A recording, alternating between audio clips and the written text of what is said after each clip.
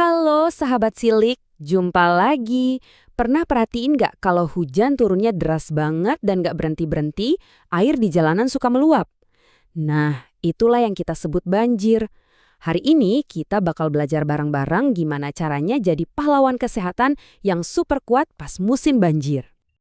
Kalian pernah lihat nggak air yang menggenang tinggi banget di jalanan? Wah, kayaknya seru ya buat main ciprat-cipratan air.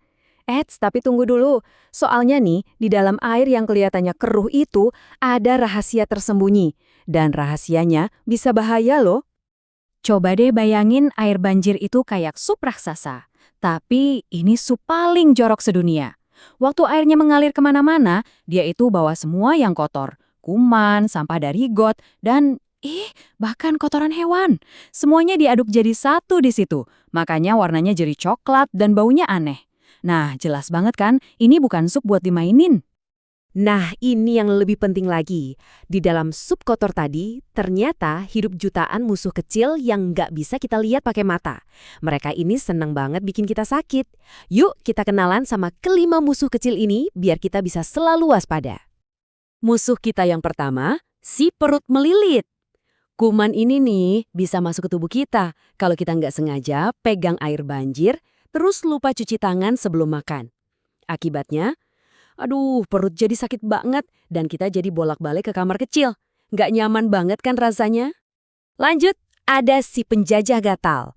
Kalau kita kelamaan main atau jalan di air banjir yang kotor, kulit kita apalagi di sela-sela jari kaki bisa jadi merah, perih, dan gatalnya minta ampun.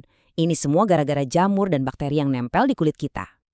Sekarang kita harus ekstra waspada nih, soalnya ini musuh yang paling licik, namanya leptospirosis. Kuman ini asalnya dari kotoran tikus yang kecampur di air banjir. Dan yang paling bahaya, kuman ini bisa nyelinap masuk lewat luka sekecil apapun di kulit kita. Kalau udah masuk, bisa bikin demam tinggi, jadi harus super hati-hati ya. Dengar suara itu? Nah, setelah banjir surut, biasanya banyak genangan air kan? Disitulah si penggigit jahat alias nyamuk demam berdarah suka bertelur. Cuma satu gigitan aja bisa bikin kita demam tinggi dan muncul bintik-bintik merah di kulit. Dan yang terakhir, ada si perayap dingin. Waktu kita kedinginan dan basah kuyup karena hujan atau banjir, kekuatan tubuh kita itu menurun.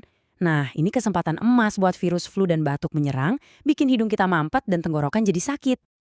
Tapi, jangan takut dulu sahabat cilik. Walaupun musuh-musuh kecil itu ada, kita ini jauh lebih kuat dari mereka. Kita semua bisa jadi pahlawan kesehatan yang siap mengalahkan mereka. Soalnya, kita punya perlengkapan super dan senjata rahasia. Kalian siap? Ayo kita mulai.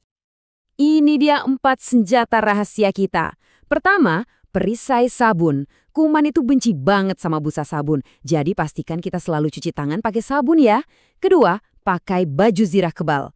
Sepatu bot dan jas hujan itu bakal melindungi kulit kita dari air kotor. Ketiga, jurus yang paling ampuh, jurus menghindar. Ingat ya, air banjir itu bukan kolam renang. Dan keempat, isi tenaga dengan makanan super. Buah dan sayur bakal bikin tubuh kita jadi benteng yang super kuat melawan penyakit.